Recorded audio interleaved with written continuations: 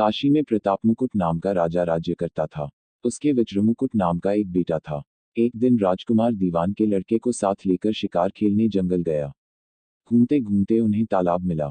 उसके पानी में कमल खिले थे और हंस किलोल कर रहे थे। किनारों पर घने पेड़ थे जिन पर पक्षी चहचहा रहे थे।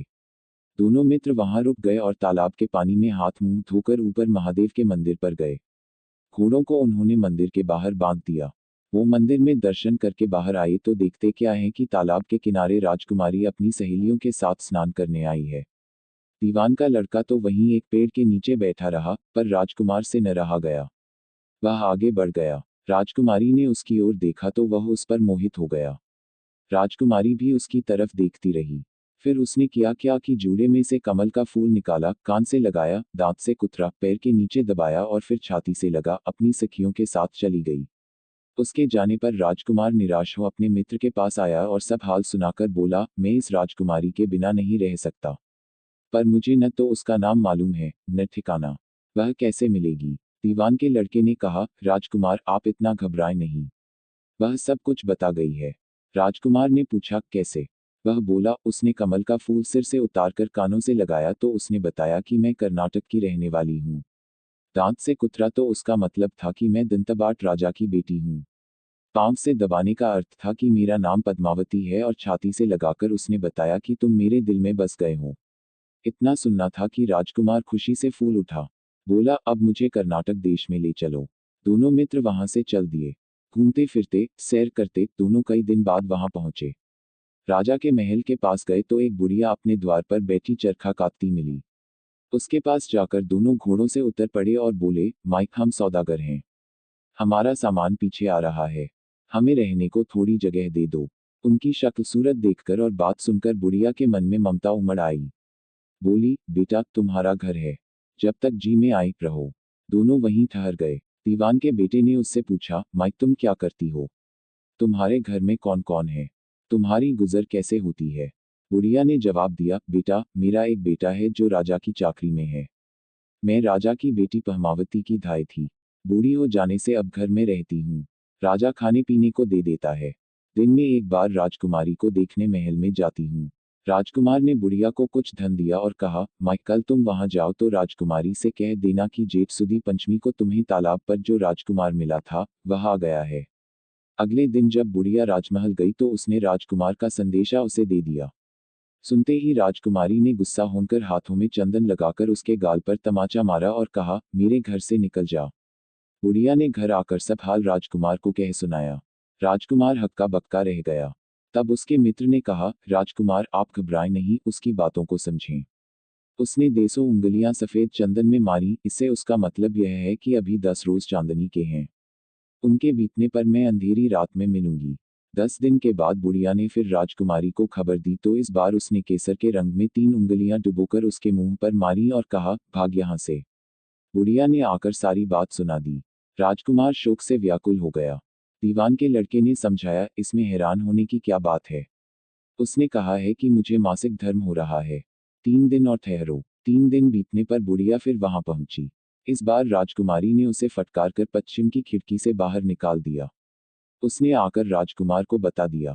सुनकर दीवान का लड़का बोला, मित्र उसने आज रात को तुम्हें उस खिड़की की राह बुलाया है। मारे खुशी के राजकुमार उछल पड़ा। समय आने पर उसने बुढ़िया की पोशाक पहनी, इत्र लगाया, हथियार बांधे। दोपहर रात बीतने पर वह महल में जा पहुंचा और खिड़की में से होकर अंदर पहुंच गया। राजकुमारी वहां तैयार खड़ी थी। वह उसे भीतर ले गई। अंदर के हाल देखकर राजकुमार की आंखें खुल गईं। एक से एक बढ़कर चीजें थीं। रात भर राजकुमार राजकुमारी के साथ रहा। जैसे ही दिन निकलने को आया कि राजकुमारी ने राजकुमार को छिपा दिया और रात होने पर फिर बाहर निकाल लिया। इस तरह कई दिन बीत गए। अचानक एक दिन राजकुमार को अपने मित्र की याद आई। उसे चिंता हुई कि पता नहीं उसका क्या हुआ होगा। उदास देखकर राजकुमारी ने कारण पूछा तो उसने बता दिया। बोला, वह मेरा बड़ा प्यारा दोस्त है, बड़ा चतुर है। उसकी होशियारी ही से तो तुम मुझे मिल पाए हो। राजकुमारी ने कहा, मैं उसके लिए बढ़िया बढ़िया भोजन बनवाती हूँ।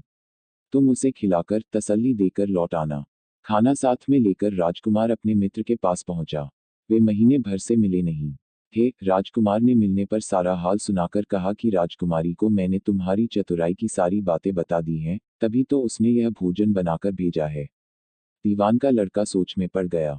उसने कहा, यह तुमने अच्छा नहीं किया। राजकुमारी समझ गई कि जब तक मैं हूं वह तुम्हें अपने बस में नहीं रख सकती, इसलिए उसने इस खाने में जहर मिलाकर भेजा है। यह कहकर दीवान के लड़के ने थाली में से एक लड्डू उठाकर कुत्ते के आगे डाल दिया। खाते ही कुत्ता मर गया। राजकुमार को बड़ा बुरा लगा। उसने कहा, ऐसी स्त्री से भगवान बचाए, मैं अब उसके पास नहीं जाऊंगा। दीवान का बेटा बोला, नहीं, अब ऐसा उपाय करना चाहिए जिससे हम उसे घर ले चलें। आज रात को तुम वहां जाओ। जब राजकुमारी सो जाए तो उसकी बाईं जांघ पर त्रिशूल का निशान बनाकर उसके गहने लेकर चले आना। राजकुमार ने ऐसा ही किया। उसके आने पर दीवान का बेटा उसे साथ ले योगी का भेष बना मरघट में जा बैठा और राजकुमार से कहा कि तुम ये गहने लेकर बाजार में बेच आओ। कोई पकड़े तो कह देना कि मेरे गुरु के पास चलो और उसे यहाँ ले आना। राजकुमार गहने लेकर शहर गया और महल के पास एक सुनार को उन्हें दिखाया। देखते ही सुनार ने उन्हें पहचान लिया और कोतवाल के पास ले गया। कोतवाल ने पूछा तो उसने कह दिया कि ये मेरे गुरु ने मुझे दिए हैं। गुरु को भी पकड़वा लिया गया। सब राजा के सामने पहुंचे। राजा ने पूछा, योगी महाराज, ये गहने आपको कहाँ से मिले? योगी बने दीवान के बेटे ने कहा, महाराज, मैं मसान में काली चौदस को डाकिनी मंत्र सिद्ध कर रहा था कि डाकिनी आई। मैंने उसके गहने उतार लिए और उसकी बाईं जांघ में त्रिशूल का निशान बना दिया। इतना सुनकर राजा महल में गया और उसने रानी से कहा कि पद्मावती की बाईं जांघ पर देखो कि त्रिशूल का निशान तो नहीं है। रानी देखा तो था। राजा को बड़ा दुख हुआ। बाहर आकर वह योगी को एक ओर ले जाकर बोला, महाराज, धर्मशास्त्र में खोटी स्त्रियों के लिए क्या दंड है? योगी ने जवाब दिया, राजन, ब्राह्मण, गऊ, स्त्री, लड़का और अपने आश्रय में रहने वाले से कोई खोटा काम हो जाए तो उसे देश निकाला दे देना चाहिए। यह सुनकर राजा ने पद्मावती को डोली में बिठाकर जंगल में छुड़वा दिया। राजकुमार और दीवान का बेटा तो ताक में बैठे ही थे। राजकुमारी को अकेली पाकर साथ ले अपने नगर में लौट आए और आनंद से रहने लगे। इतनी बात सुनाकर बेताल बोला, राजन, यह बताओ कि पाप किसको लगा है? राजा ने कहा, पाप तो राजा को लगा। दीवान के बेटे ने अपने स्वामी का काम किया। कोतवाल ने राजा को कहना माना और राजकुमार ने अपना मनोरथ सिद्ध किया। राजा ने पाप किया, जो बिना विचारे उसे देश निकाला दे दिया। राजा का इतना कहना था कि बेताल फिर उसी पेड़ पर जा लटका।